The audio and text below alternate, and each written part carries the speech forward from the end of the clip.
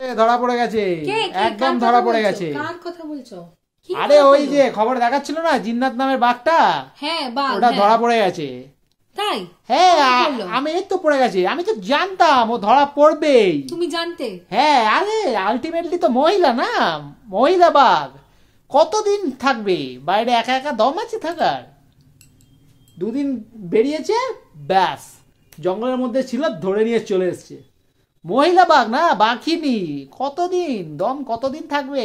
শোনো শোনো, ওই মহিলা বলেই না উড়িষ্যা শিমলিপাল থেকে বেরিয়ে বর্ডার ক্রস করে পশ্চিমবঙ্গে ঢুকে বাঁকুড়া পুরুলিয়া এদিক ওদিক সেদিক ঘুরে তার পথ ধরা পড়েছে, ঠিক আছে?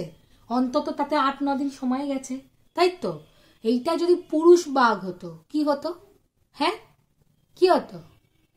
ও জঙ্গল থেকে বেরোনোর ক্ষমতা হতো না।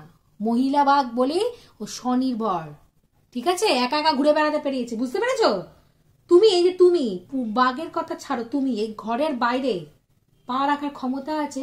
পুরুলিয়া বাঁকুড়িয়া দার্জিলিং তো দূরের কথা, আছে? হ্যাঁ, যাও কি দেখো তো, যাও। আমার মতামত ছাড়া তোমার কোনো কাজ করার দম আছে? হ্যাঁ, আছে? নেই তো? বেশি জ্ঞান দেবে না একদম।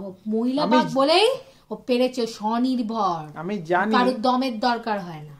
এইভাবেই বাড়ির বাইরে না বেরোতে পেরে কত পুরুষের স্বপ্ন চুরমার হয়ে যাচ্ছে, এই শুধু মহিলাদের জন্য। বেশি কথা বলতে এসো না, গা জ্বলে যায়।